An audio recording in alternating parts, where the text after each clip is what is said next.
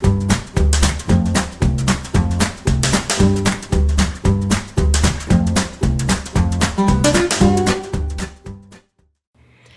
video is about metabolism. We're going to look at how we use our food molecules and break them down to make cellular energy in the form of ATP.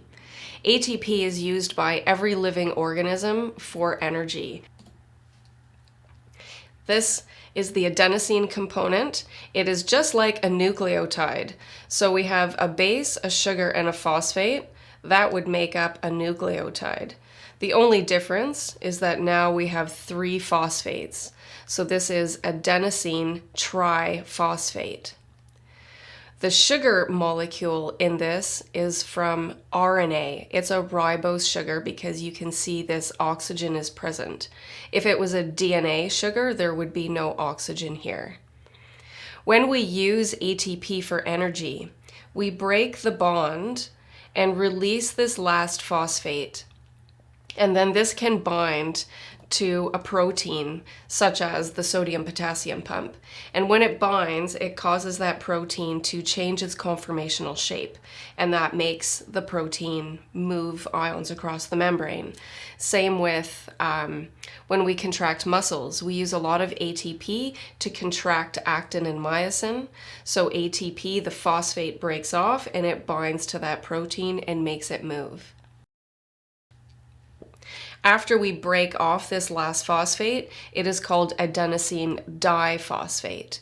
And then it can be recycled and we can add another phosphate group to make a new ATP molecule.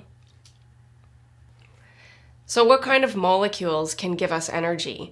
We can make ATP out of any of the macromolecules that we consume. We consume proteins, carbohydrates, and fats, and we can make ATP out of all of those. We break those macromolecules down through the process of hydrolysis, and we make them into their building blocks. So amino acids, glucose molecules, or fatty acids. Our glucose molecule and fats. Glucose is composed of 6 carbons. 1, 2, 3, 4, 5, 6 carbons. And the formula is C6H12O6. It is the carbon-hydrogen bonds that are very important when we are going to make ATP. And we're going to look at the process of how we break this down and produce energy out of it. Over here we have a fat.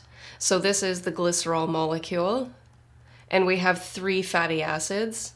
This will break down through a process called hydrolysis. And then we can break all of these carbon-hydrogen bonds down as well. So which one do you think would give us more energy? A sugar or this fat molecule? The fat molecule is going to give us more energy because it has more carbon-hydrogen bonds. We'll look at a few things and how many calories each of these molecules has. Carbohydrates have 4 calories for every gram. So this is if you're eating sugar or starch. So starches are things like your rice and potatoes and pasta.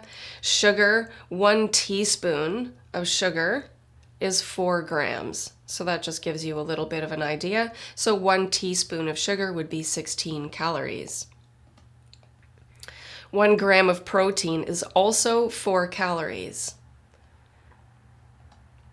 Fat, however, is 9 calories.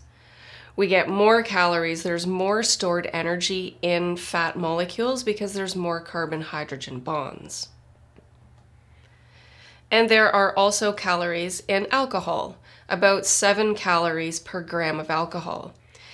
Interesting thing about alcohol, though, is that we don't technically get all of the calories out of alcohol because our body sees it as a toxin. So we break it down into acetic acid, which is vinegar, and then we excrete a lot of it. You can use some of it for making energy, but for the most part, we excrete it. There are about 3,500 calories in 1 pound of fat, which is about the equivalent of 1 block of butter. We're going to go through each of the processes that are involved in converting a glucose molecule into ATP. So we're going to follow one sugar, and we're going to see how much ATP that we get out of that at the end of all of these processes. We're going to start with one glucose molecule, and we are going to use oxygen. When we use oxygen to make ATP, that is called aerobic respiration.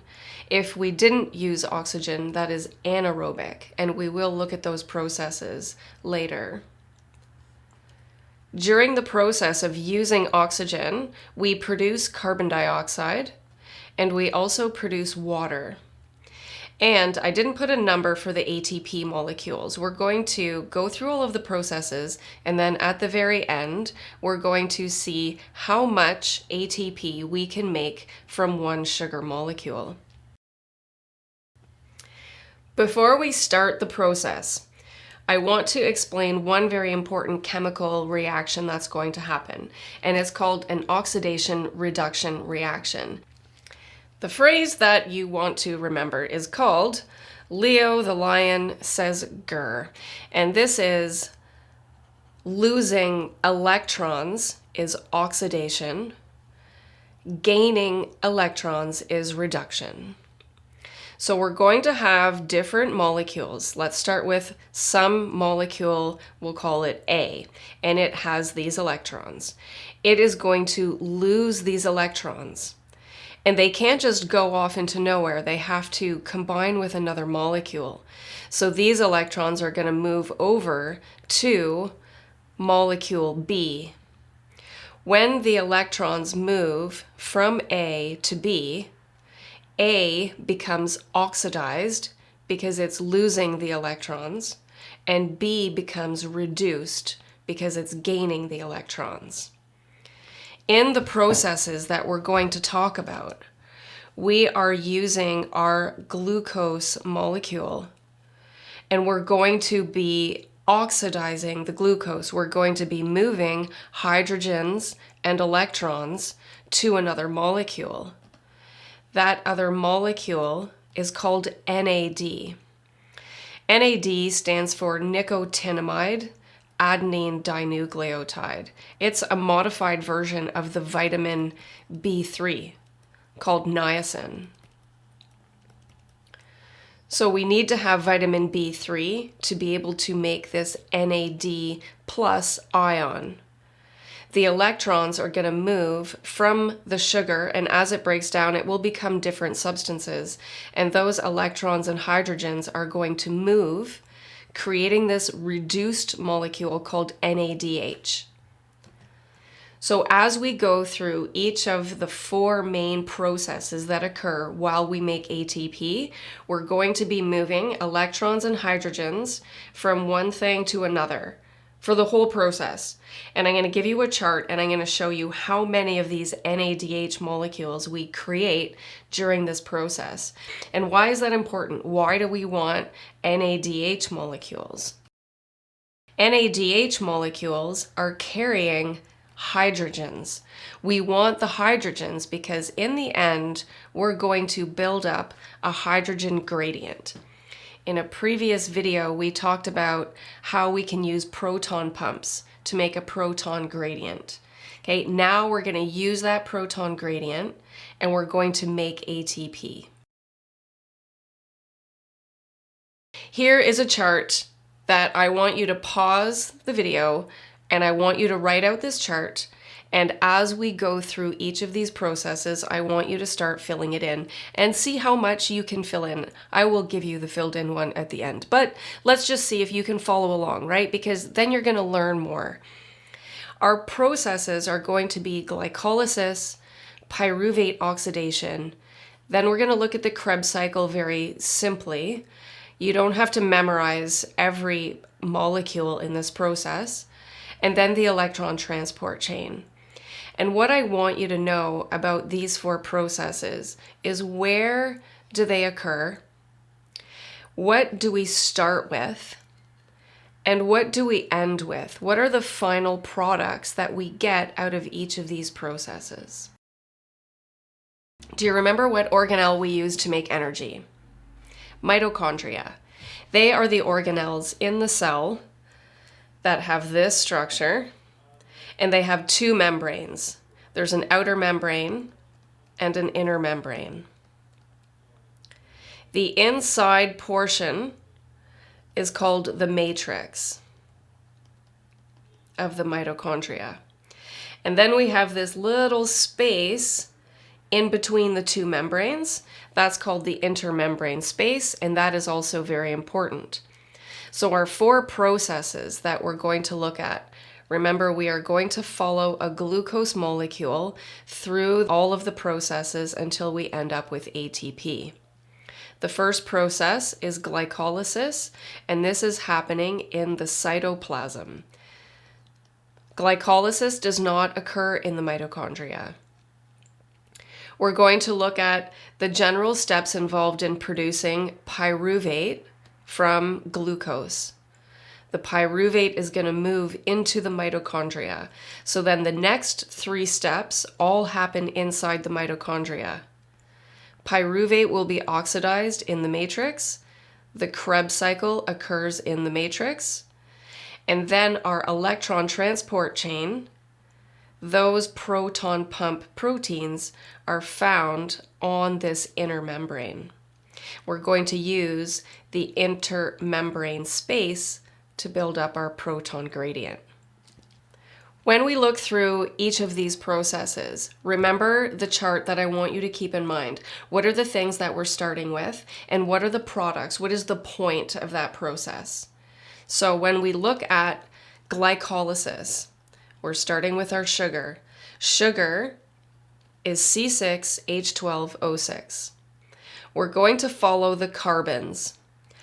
I converted this sugar molecule into just a group of spheres. Each of these is a carbon.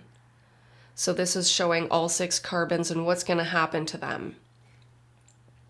When we start this process, remember this is happening in the cytoplasm. Glycolysis can't occur without an input of energy. We have to start with 2 ATP molecules. We have to give it a little bit of energy. And remember how when we use ATP, which is an adenosine with 3 phosphates, the last phosphate breaks off, and that is how ATP is used for energy. When we use these first 2 ATP molecules, the phosphates break off and combine with the glucose molecule. If this step doesn't occur, then we can't have glycolysis.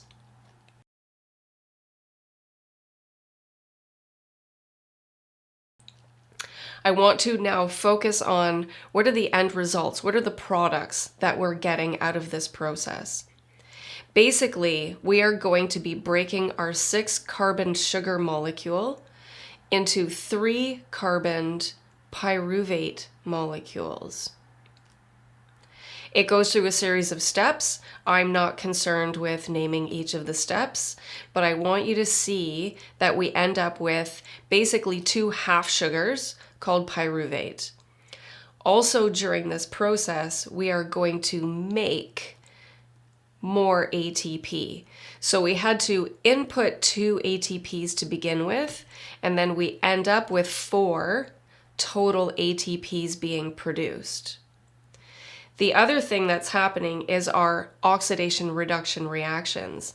We are moving electrons and hydrogens from the sugar to NAD+, and we are producing these NADH molecules. The products, the end result of glycolysis, we are going to end up with 2 ATPs. There are 4, but we had to use 2 of them to start the process. So we end up with a net amount of 2 ATPs. We end up with 2 NADHs, and we end up with 2 pyruvate molecules.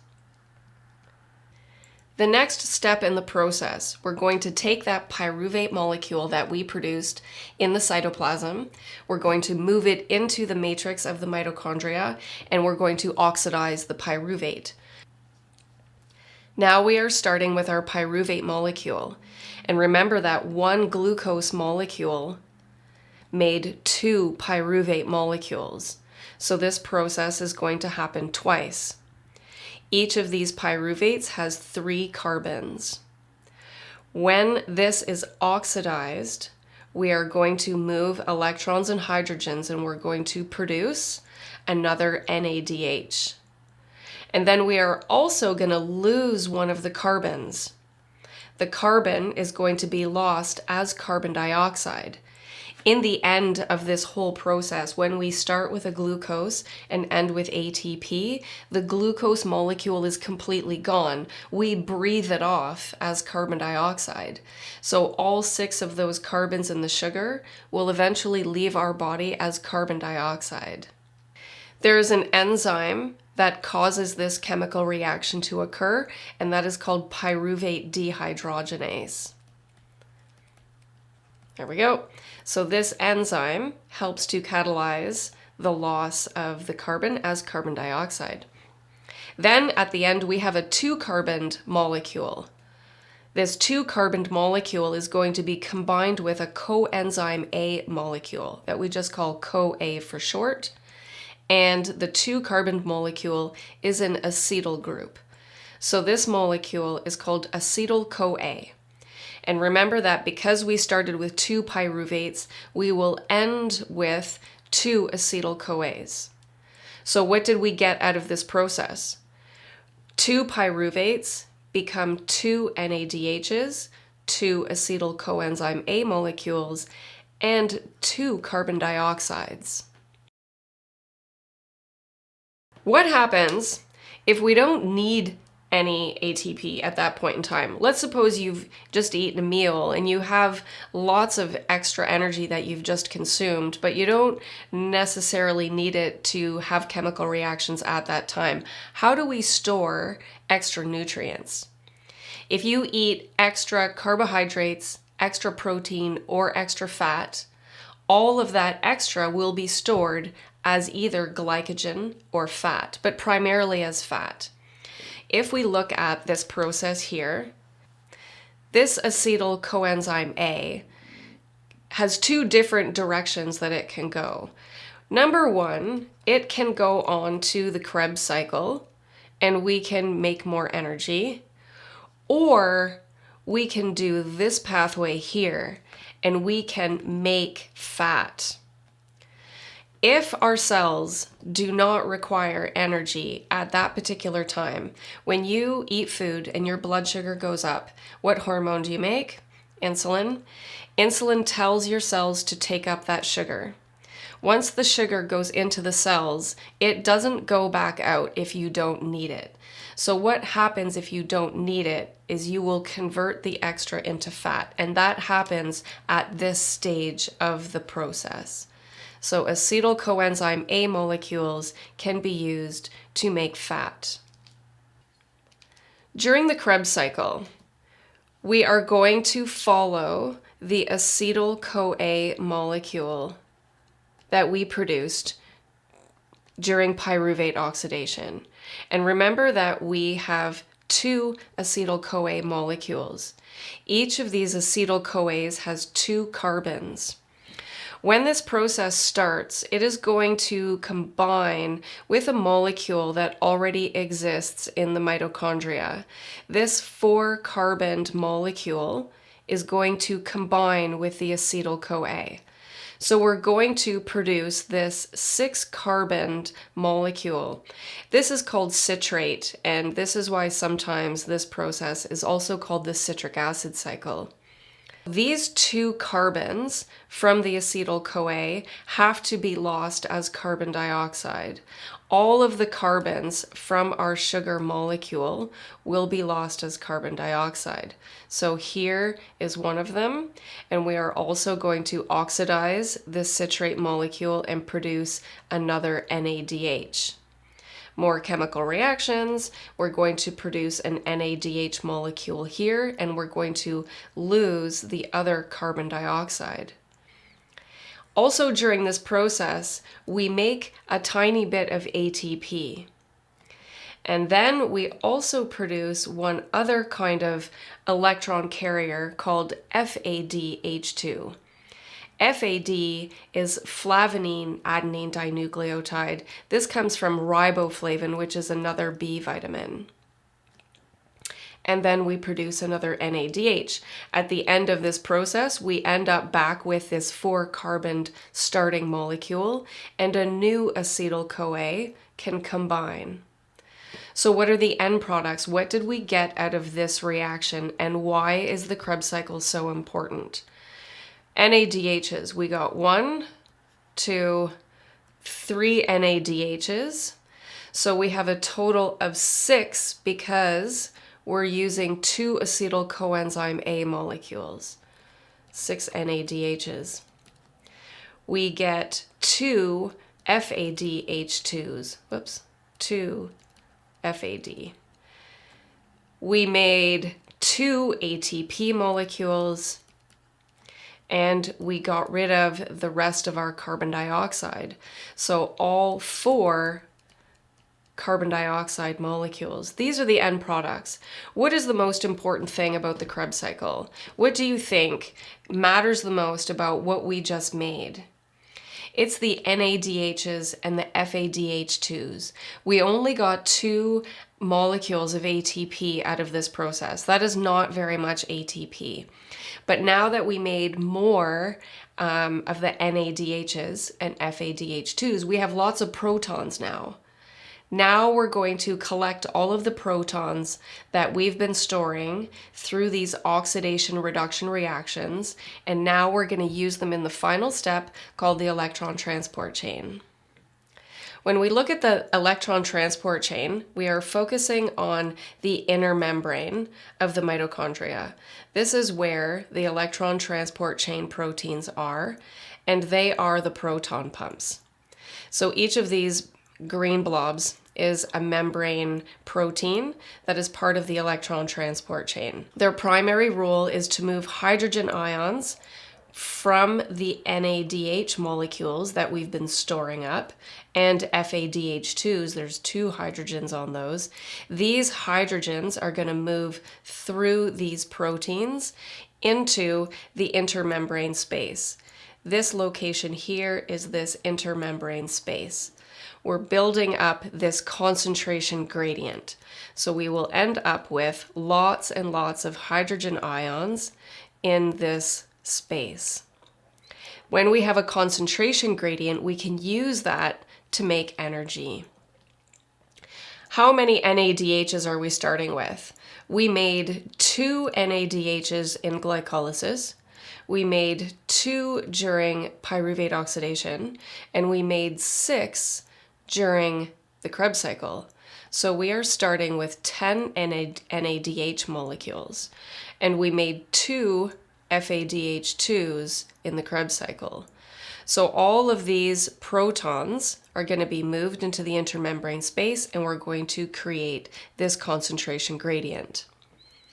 How do these proton pumps have the energy to move the hydrogen ions?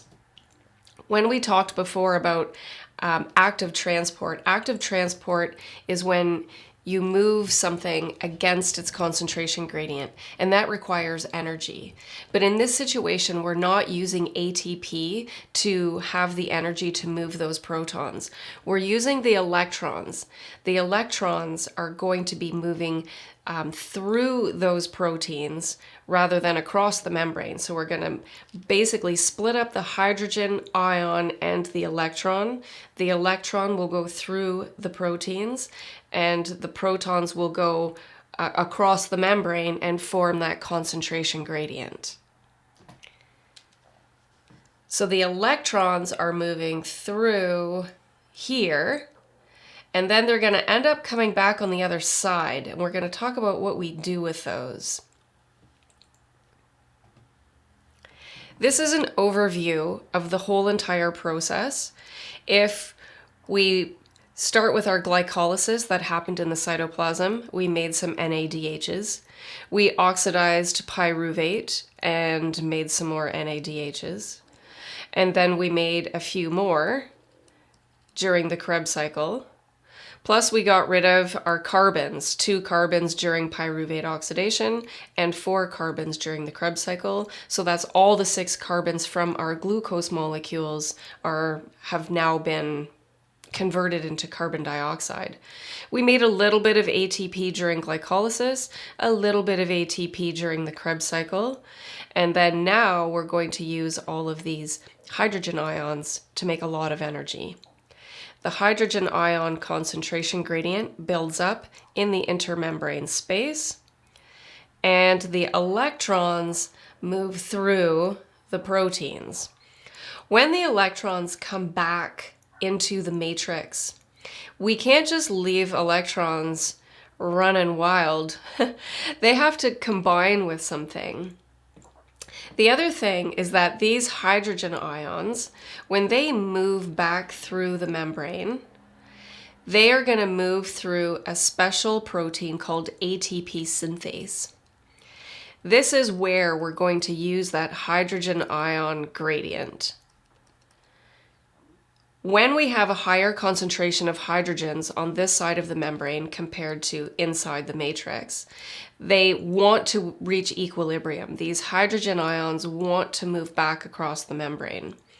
When they do, when they move through this special protein, this is where we produce all kinds of energy. This is how we make about 32 molecules of ATP from the 10 NADHs that we started with and the 2 FADH2s.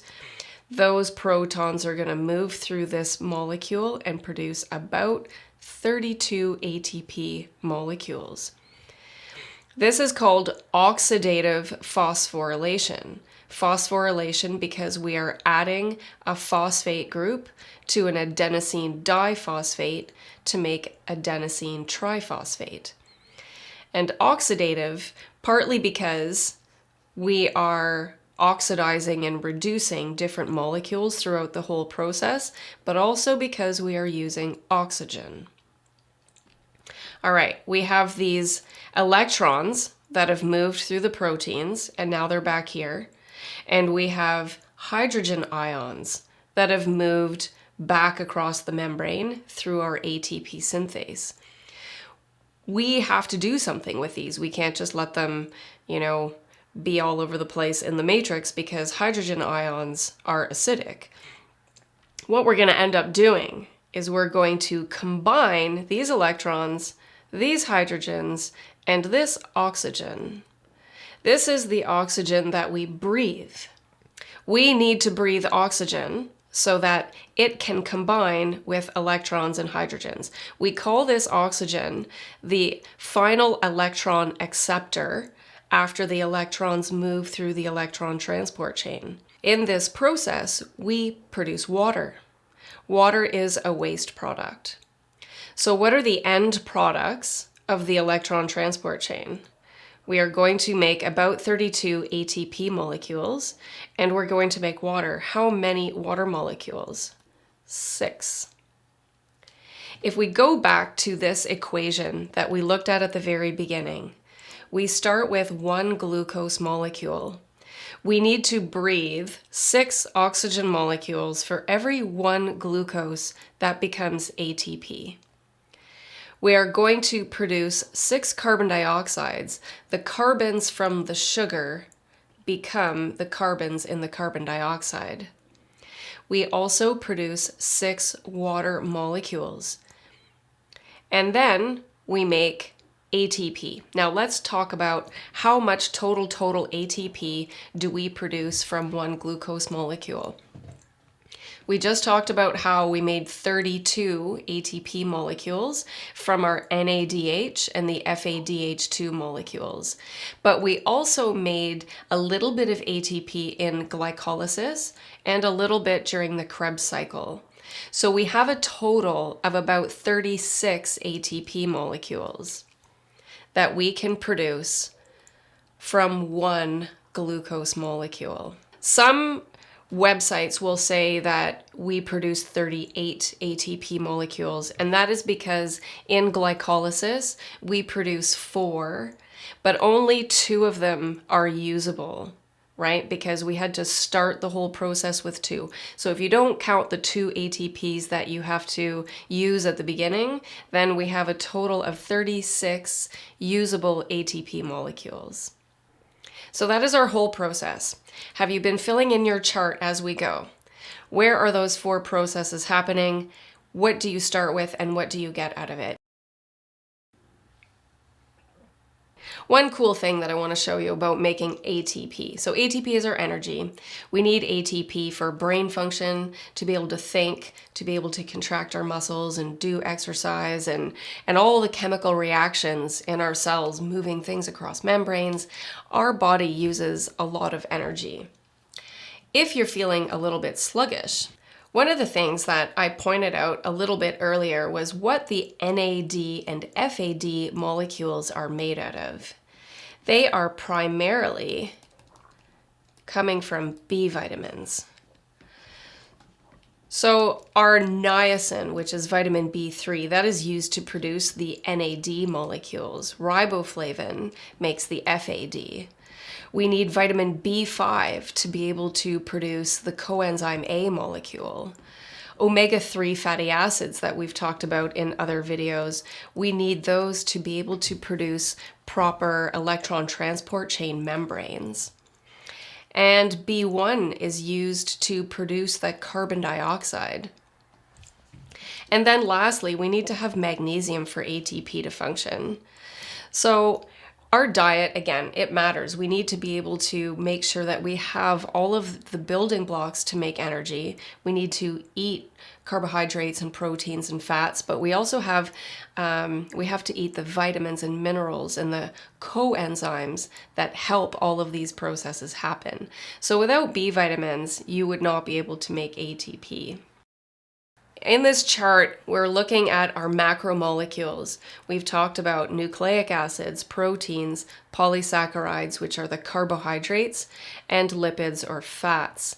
When we break these molecules down, we produce the building blocks of nucleotides, amino acids, monosaccharides, mainly glucose, glycerol, and fatty acids. All of these things can be used to make energy, but they all go through the process in a slightly different way. Glucose is the only molecule that's going to go through the complete glycolysis process. Everything else will add to that process or other processes in a kind of slightly different way. So I just want to point out a few key things about how we can use other molecules to make energy. Our fatty acids. Fatty acids can go through a process called beta oxidation. When they are oxidized, they will be broken down into 2 carbon molecules that we can attach a coenzyme A to. So basically, fatty acids can be broken down into acetyl-coenzyme A. This is also the step where if we don't need ATP in the cell at that time, that acetyl-CoA can be made into fatty acids. Glycerol is a 3-carboned molecule that can join sort of partway through the glycolysis process, and it can be converted into pyruvate. Over here, I want to just point out that our amino acids and nucleotides contain nitrogen. And nitrogen is not used to make ATP. So nitrogen has to be broken off of these molecules and it becomes a waste product.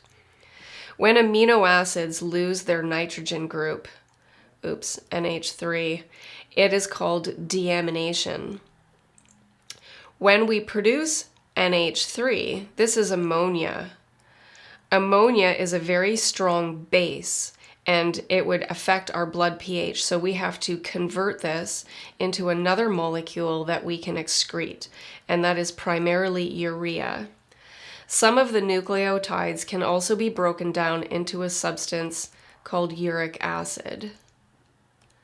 So nitrogen is a waste product when we use nucleotides or amino acids to make energy.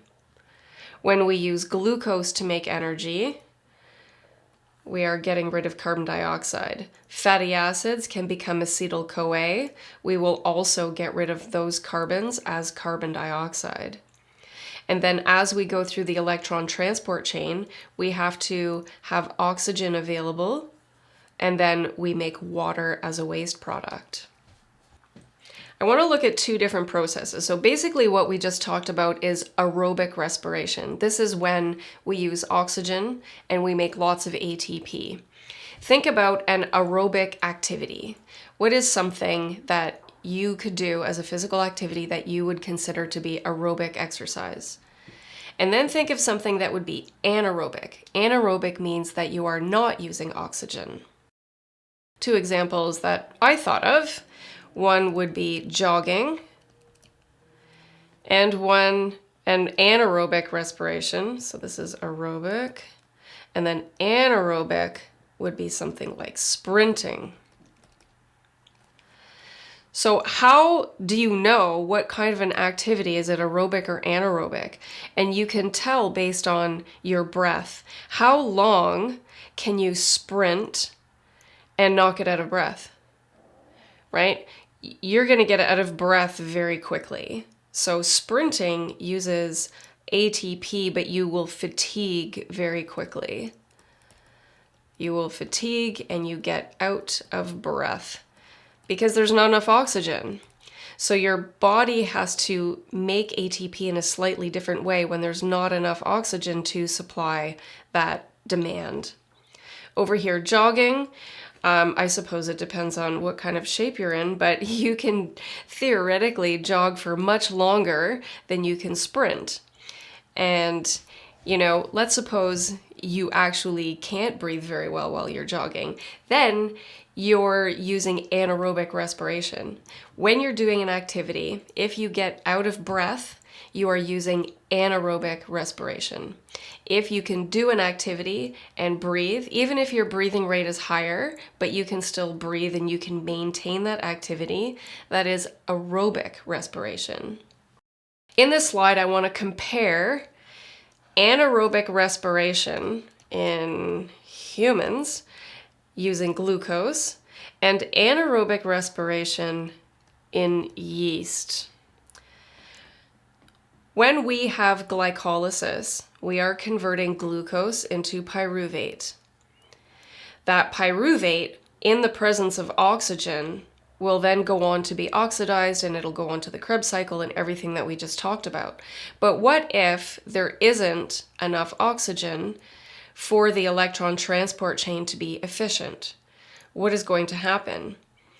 Instead of this pyruvate being oxidized to make acetyl-CoA, it will instead be converted into this molecule called lactate. You may also know it as lactic acid. Lactic acid gives you that burning feeling in your muscles when you start to use anaerobic respiration to make ATP. Couple of key things for this process. Number one, we're using glucose to make pyruvate, but the pyruvate has to be converted into lactic acid. When we make the pyruvate, we still make the NADHs, but because this is anaerobic respiration, this is not going to go to the electron transport chain. So we have to recycle it back into NAD+. And that means we're going to use this hydrogen and attach it to the pyruvate, and that's why we make lactate. It's lactic acid because the hydrogen can leave that molecule. And we do make some ATP. In the glycolysis process, we make 4 ATP molecules, but 2 of them have to be used to start the whole process. So we end up with a net amount of 2 ATPs. So you can make glucose into pyruvate, into lactate, and have 2 ATP molecules. So that is a very low number of ATPs compared to aerobic respiration, right? That's why you feel out of breath. Yeast cells can also have anaerobic respiration. They will also convert glucose into pyruvate. And in the absence of oxygen, they will make something different. They don't produce lactic acid. They're first going to produce a molecule called acetaldehyde. And this involves losing a carbon dioxide. So pyruvate is a 3-carboned molecule, and this is a 2-carboned molecule. And the yeast cells will lose 1 carbon dioxide. Then they produce a 2-carboned molecule called ethanol. And this is what we can consume as wine or beer.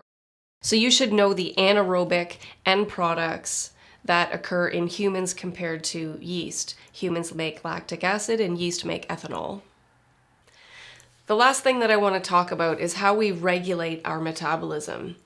We use different hormones to either increase the breakdown of fat or to increase the storage of fat. So our body weight stability is based on basically the amount of calories that we consume versus the amount of calories that we burn. The only hormone that increases fat storage is insulin. We make insulin when we eat food. The hormones that increase fat breakdown include glucagon, which is made by the pancreas. This tells the liver to break down fat and glycogen so that we can increase blood sugar.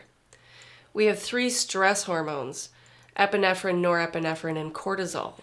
They will increase fat breakdown so that we can increase blood sugar to deal with the stress. Growth hormone will also break down fat so that we have energy to grow and reproduce cells. And our thyroid hormones. If you have low thyroid hormone levels, then you could feel tired and sluggish.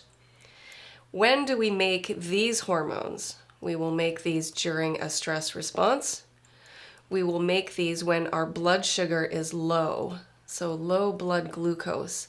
This will happen when we are fasting, periods of time when we're not eating, or when we are exercising.